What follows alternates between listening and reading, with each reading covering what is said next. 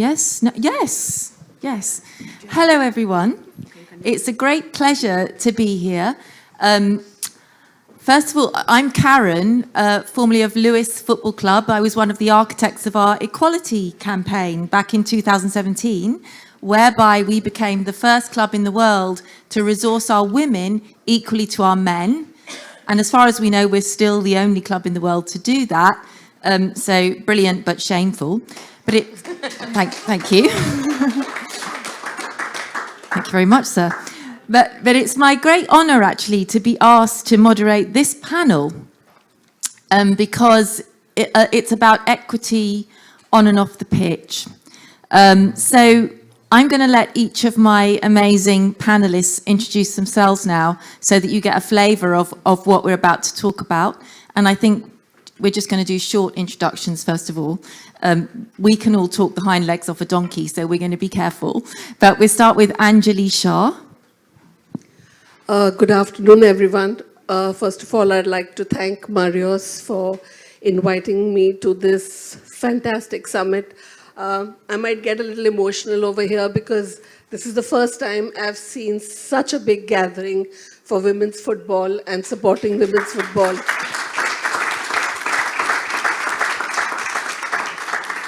So I come from a country where when there is anything about football, I'm the only woman supporting women's football in the room.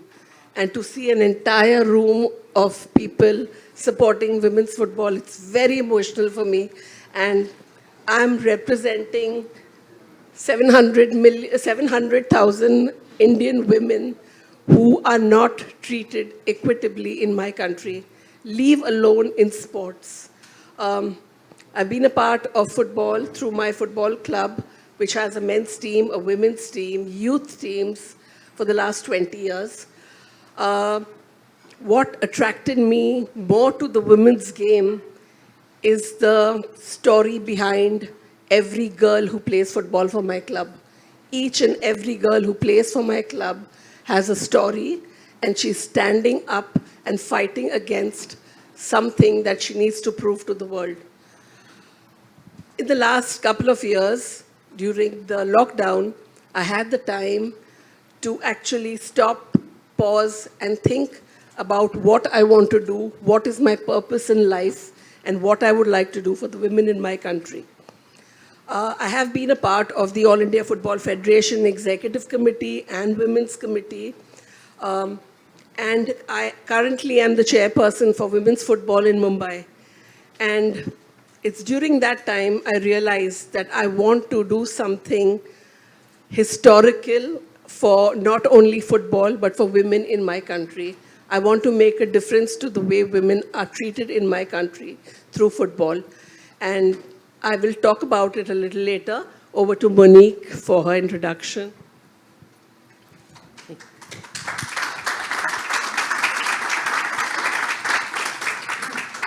Hello, everyone. I'm really delighted to be here. And Reaus, once again, thank you for the introduction and for your vision. It's always superb, and it's great to follow it and be a part of it. I'm board director for women football, and I was formerly a non-exec director for Brentford Football Club in the Premier League. And that's really where my journey to driving equity change and the women's pathway really began.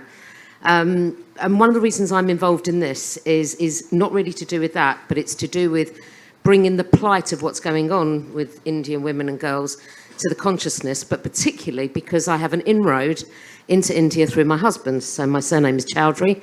I'm married to an Indian man, and he has a great network out there, which is not utilised to support women.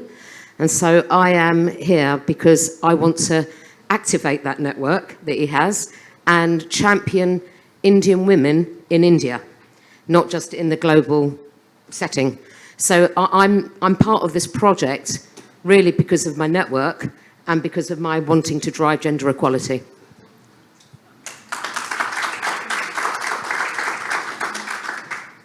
Hi everyone, my name is Rupinder Bains, and this is my third Athens Women's Football Summit, and previously I've attended representing the Football Association. I was on the board of the Football Association for 6 years and also on the Women's Football board. And I think I was absolutely privileged to have had those positions because, as we've discussed earlier on this morning, change needs to come from the top. And it's only when the top is willing to listen to what changes need to be made and is supported by a wonderful executive does change actually start happening. Whether that's government, whether it's federations, wherever it is, it has to start from the top. And we can't put that expectation, that burden of that onto the players itself. I believe very strongly in that. And throughout the time I was on the FA, we actually were blessed with in the women's game with a wonderful executive. Two of my colleagues are here, Kelly Simmons, Rachel Pavlo, absolutely instrumental in driving all the changes we've had in the women's game in England, and they're still doing it now. So thank you guys for doing that. And now I'm not at the FA, I'm still involved in football. I'm a board member on a sports management consultancy called Integral Sports Management. And through that is how I'm now connected to the journey that Anjali is about to take you on.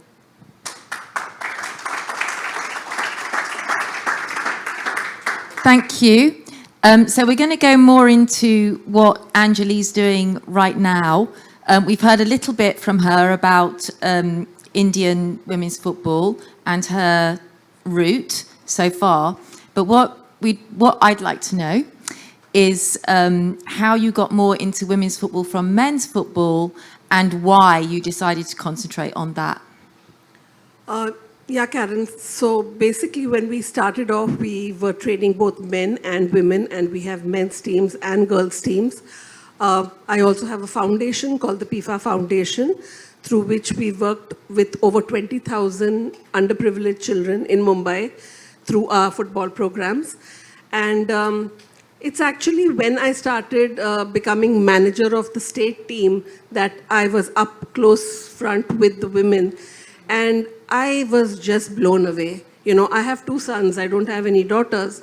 And just spending time with those girls and seeing the change in the girls through the game just blew my mind. Because I realized these girls coming from really underprivileged backgrounds who could not stand up for themselves. You know, it's no secret that I'm not a representative Indian woman, let me tell you that. I'm educated, I travel the world. I'm not a typical Indian girl. A typical Indian girl today has to face all sorts of inequality at every level, whether it's a right to education, whether it's right to survival. You know, female infanticide is so high in our country.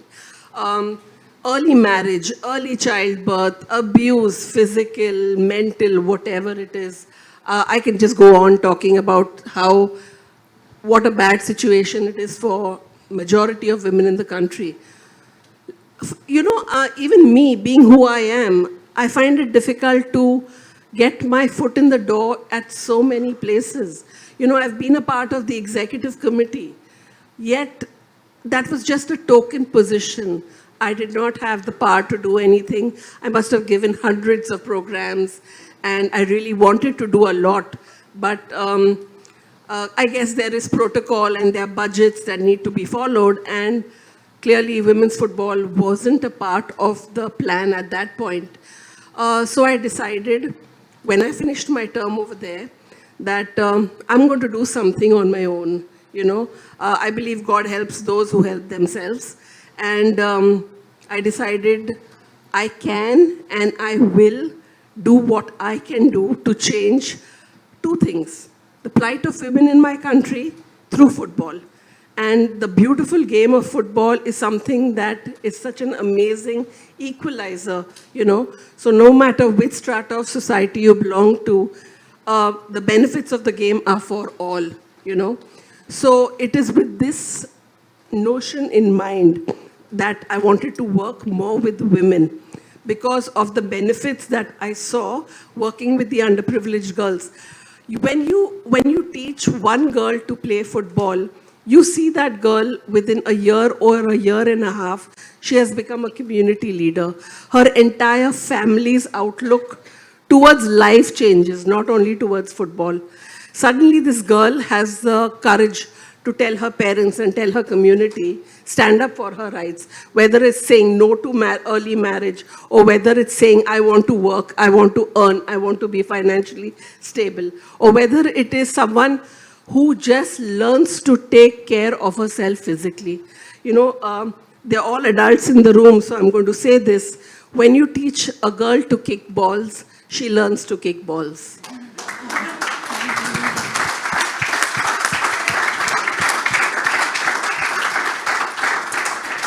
I'm just going to point out one thing, Anjali. Like in our countries, like in the UK, in the USA, places like that, we're fighting for equal pay in football.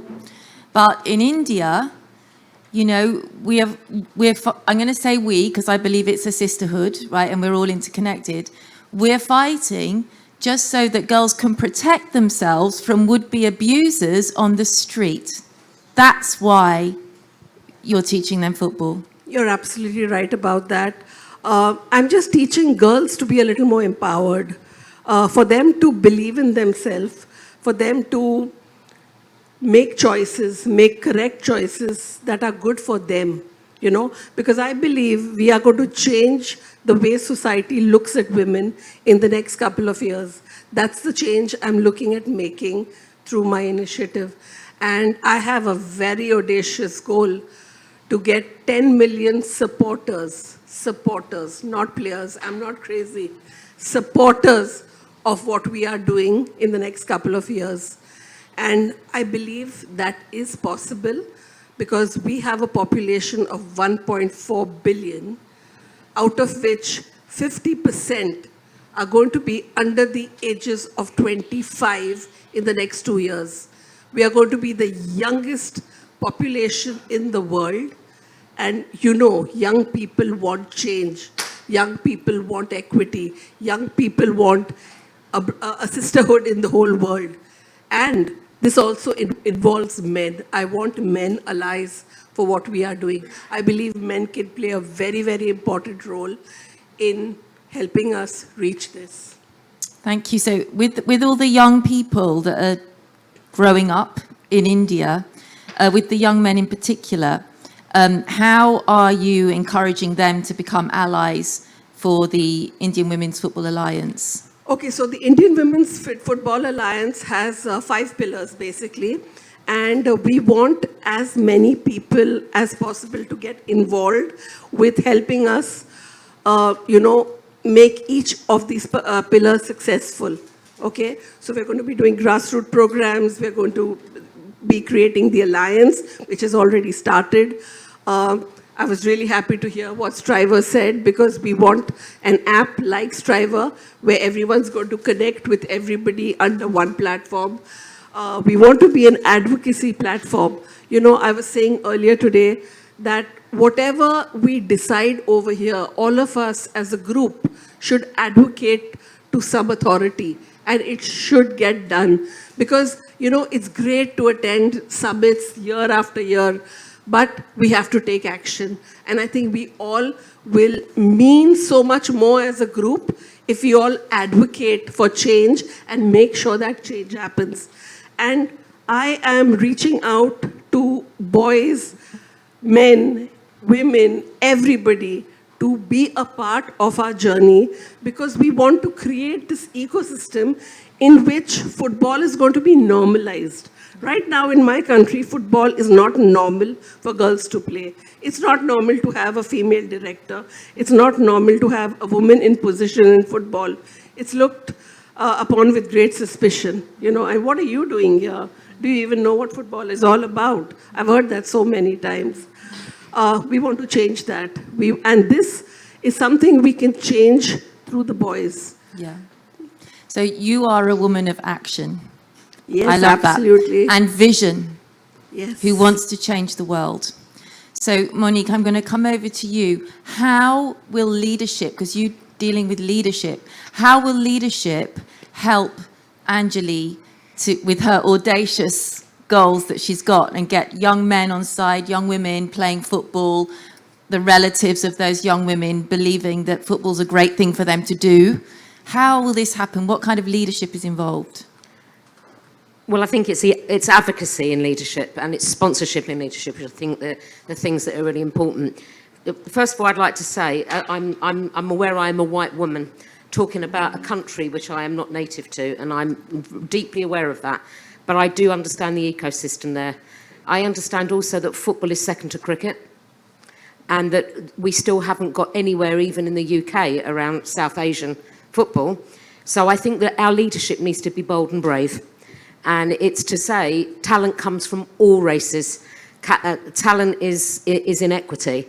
So I think that's a really important point. But I think there's a fear around identifying with this. I think there's a political fear in identifying with it in India. If you know about the ecosystem, it's a highly political climate, which is led by Modi in the BJP. Religion divides, Hindu, Muslim divides people. And as a result of that, people are jockeying to get certain people in leadership, which doesn't support sport, and let alone supports women. So they want to get their own involved at the top level. Why don't they support sport? Well, because they it do has such good social outcomes. But they do support sport from a point of view of what's commercial, but they don't support sport from a point of view of what's right for people. So there's a humanitarian approach that's needed to this, and I think leadership needs to have that advocacy and that humanitarian approach, which is why I wanted to get involved. Where I think globally it helps is ESG has become really important. I think that having a societal understanding of how we can help greater humanity, how we can have a better social impact, and particularly in England, we're never far away from a borough or a city or a town that has got a high density of people who are underrepresented that can't get access to football. So it's not that as if it's new to us. Even young girls can't get to football who are in the UK. So if we can change the perception globally of the plight in India and say that what we're doing for them is so much more than just getting them to play football. It's what Anjali was saying. 1 hour of playing football will have somebody feel good about themselves, get better mental health. It's an hour off the street where they're not being abused sexually, emotionally, physically, and it gets them back some power. And to me, the leadership is about how do we put this out there, how do we articulate this and say, it's far beyond football, it's really about humanity and about making sure that we help humanity. Yeah, this is about impact off the pitch, isn't it? Absolutely. And impact on a vast number of people, actually. So therefore, a very influential impact that we have the potential to make. So Rupinder, coming over to you, tell us more about ISM and how you got involved with Anjali's amazing world-changing project. I think timing, I really believe that everything happens at a particular time for a reason. I came to the end of my time at the FA, and me and Anjali had been friends on LinkedIn for quite some time. But the conversation developed after my time at the FA had ended, and good, because I wouldn't have been able to have joined the journey. But effectively, now being on the board of ISM, I am the only woman on that board. But this is a group of people who have a real desire for change as well. And they see the morals and the benefits, the mental benefits, health benefits in sport, full stop. And they approach all the players that they represent with that same focus. In fact, we have 2 videos, and I think before we go forward with any more discussion, we might want to show both of them one by one. One's from Anjali and one's for ISM. Amazing. We got Ed Bowers, the amazing technician, to put those videos on for us.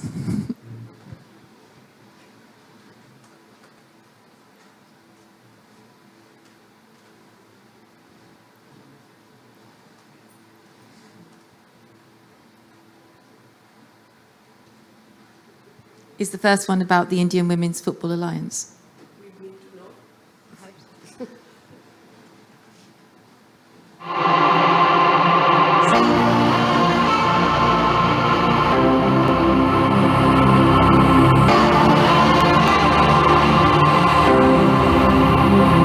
That's one of the tournaments we conducted for girls year before last.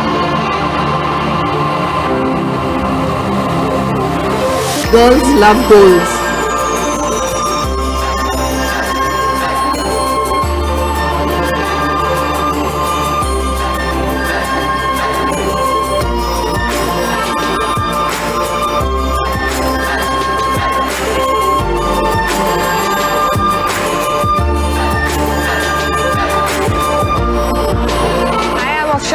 fantastic, and I'm from Jammu and Kashmir, and I'm the first female footballer who represented Jammu and Kashmir on a professional level. And it's been great watching so many teams participating. It's a great thing. I came from Bangalore just for this event to support all these girls. And being a girl, I know how difficult it is for girls to come out and just live their dream, what they want to do. Daughter is a blessing which should be a part of life for everybody now. It's not that you have to work towards getting it further in any way. I think it needs to become a lifestyle choice and a lifestyle awareness for everybody that daughters can do anything. I think, for example, matches like this, I think what Hafley has done is fantastic, because if sponsors come forward, we don't want to look for the big sponsorships and the big leagues. We can start at this level and look at the amount of teams and the enthusiasm. So if we have all this going on all the time, I think people are going to be really open to women in sport and women in football. I would just say, this is what I have believed and I have done with my life, that when you're following a passion, there are very few people cheering you and supporting you. But when you hit the goal post, then the whole world is behind you. So don't think of how many people are cheering you. If you are the only one believing in the game, just go out there and play.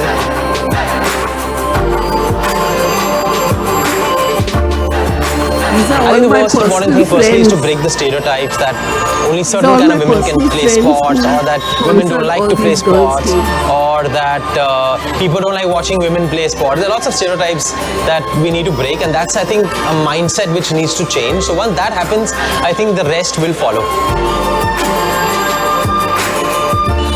Dribble like her, I think it takes me to a fun zone. It could be being about yourself. It could be about living in the moment. It could be about enjoying what you're doing. So it has many fun connotations to it, and that's how we need to take life, because you only get it once and you have to live it fullest. We started this journey in 2018 when we tied up with FC Bains, which is the best football club in Germany and also in the world. And our objective is to create a lot of opportunities and give best of the best exposure to this budding women footballers.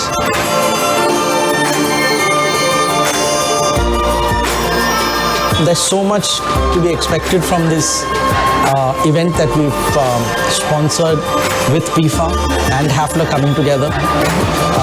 We expect that the women footballers of India enjoy this event, enjoy the participation at this event, and take back camaraderie and sportsmanship from this event. That's what we feel is most important.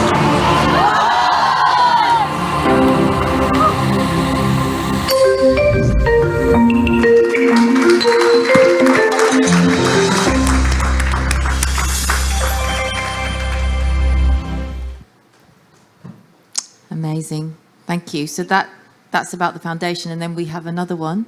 Yeah, just a short one for, integral sports management.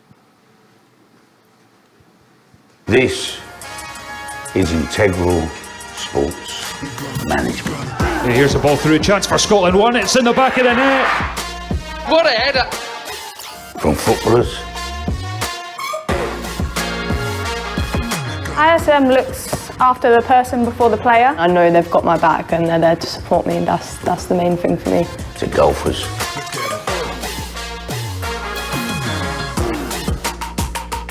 It is my little ISM family. When you're picking an agent, you want to trust them. Yeah. Trust is important. If you can't trust them, why are they out here going to get you deals? Like, they shouldn't be. And I have that with all our clients, and it's key.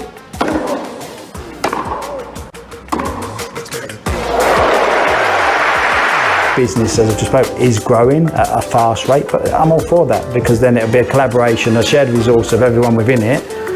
Ultimately, the goal is to make us bigger, better, and the clients to play or perform at the highest level. I got involved with ISM really through Gary Petit, and so Gary had this idea of setting up this agency which helps kids who are released from football clubs, because there's nothing like it. We've got under 21 internationals, Scotland, Ireland, England. It's a tough old game out there, and there's not many people who think like us. But we're lucky enough to find those certain little diamonds that come along and work with us.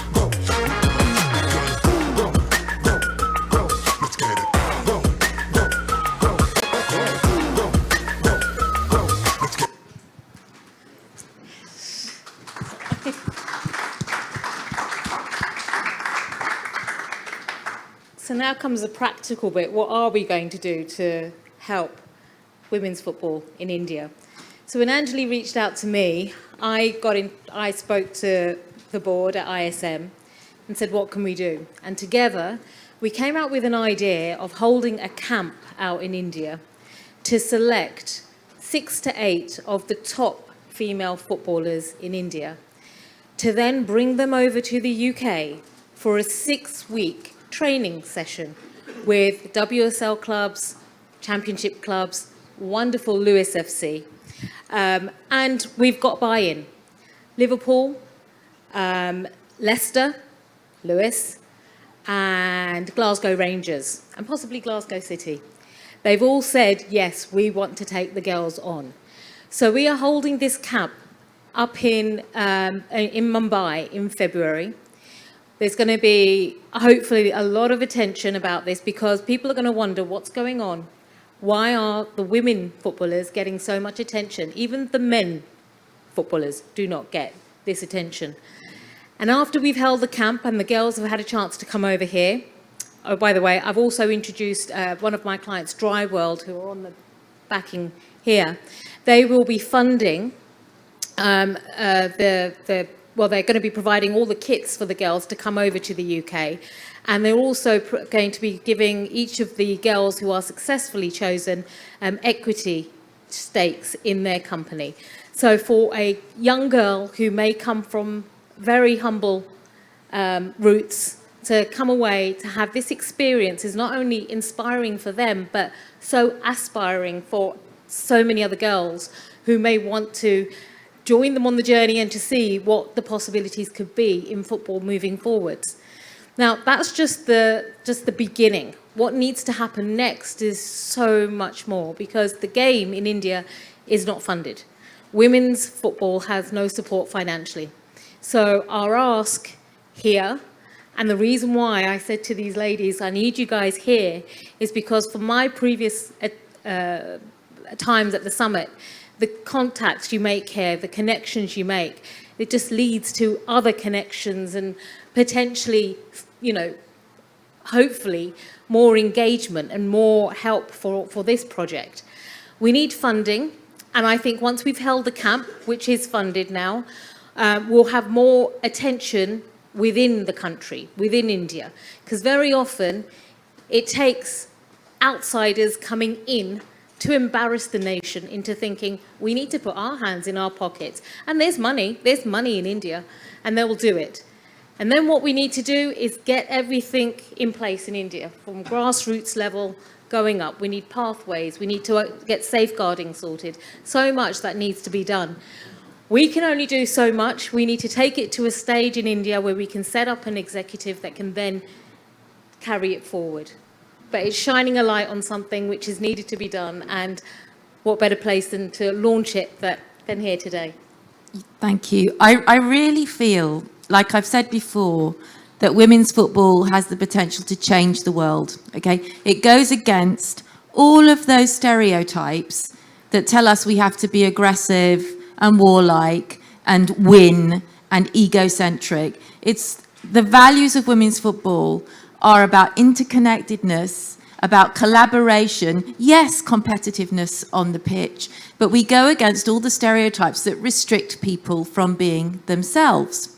So we have a chance here with Anjali, who's come over from India, to set an example and show what women's football can do if we all get behind it. This is about leaning in, and this is about showing the true values of the women's game and the impact that we can have, not just on one country, but around the world.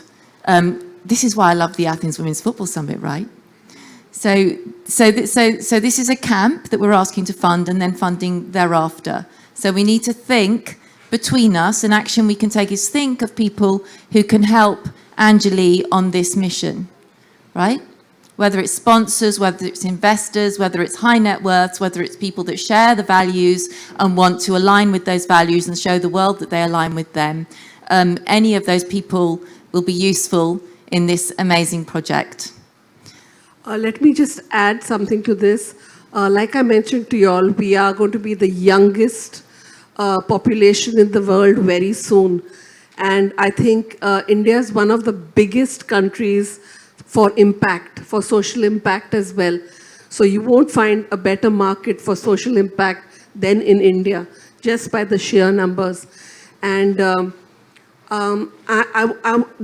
alliance that I am creating is basically a meeting place for players, for coaches, for team owners, for scouts, for doctors, for kit sponsors, kit manufacturers, just about anybody, even fans, anybody and everybody who wants to see Indian women and Indian women's football thrive are going to be a part of this ecosystem.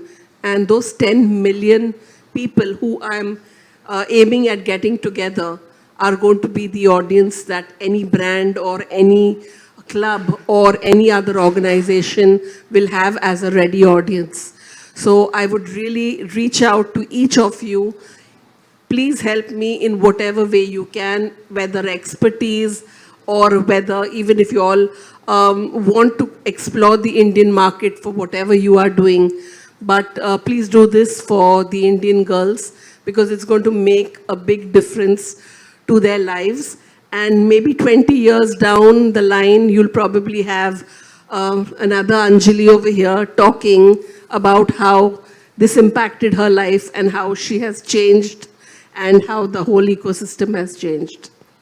Amazing, thank you. So while you're thinking of some questions, I'm going to just give you one anecdote of my first Zoom meeting with Anjali.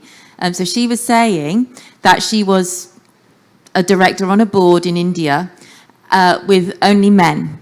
And the men said to her, because of the way that she was, they said to her, "You're not going to make many friends like that, are you?" And she said, "I'm not here to make friends." Yes! Right. She's not here to make friends. She's here to change the world, right? Absolutely. So please think of any questions that you've got, and any of us will be very happy to answer them.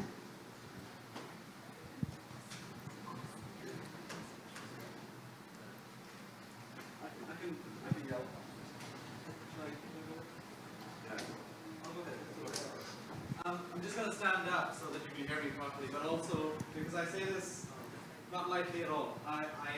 You don't need to know who I am, but some things about me. I'm from Pakistan, and that's very relevant in the political scenario. But the respect that I have for you, Anjali, and for the team on stage right now is immense.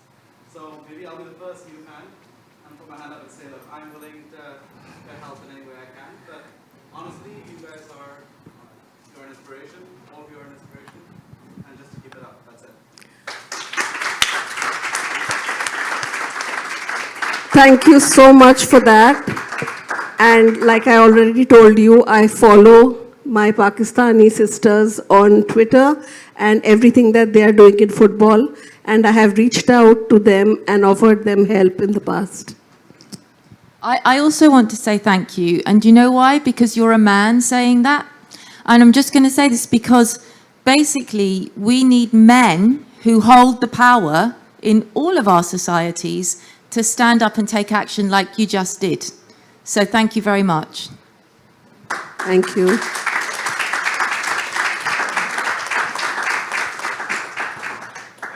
it's an honor to have you here. We've been wanting to have you with us for years now, right? We've had these discussions. So you know that the Athens Women's Football Summit is completely on your side. And we want to be part of whatever we need to do to drive a healthy long-term growth of girls and women's football in India. Thank you, my friend Marius. And I am so very happy that you invited me here. Greece is such a beautiful country. And I think something that begins here can only end really well. And I believe this fantastic group of people, and I believe in the energy that is over here is also very positive. And I know something fantastic is going to be born here in this beautiful place.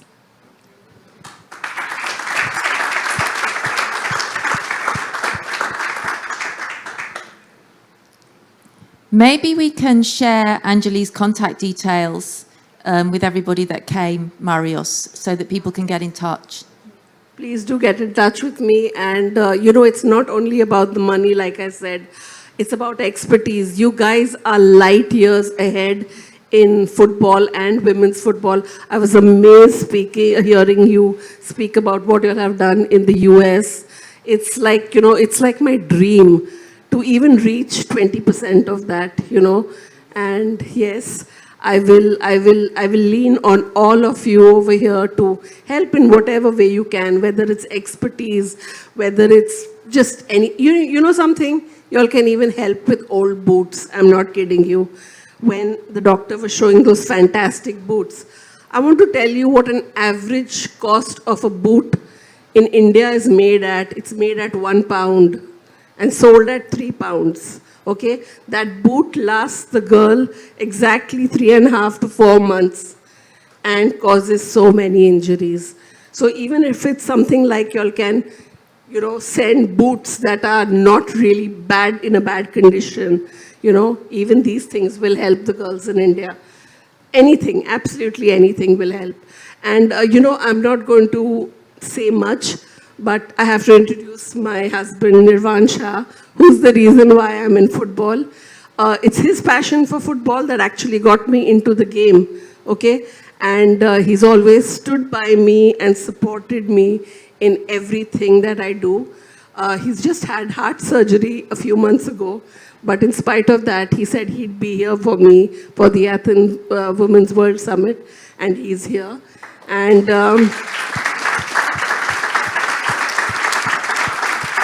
I do believe men are the allies that we need, and we need good men on our side to do great things for women. Thank you.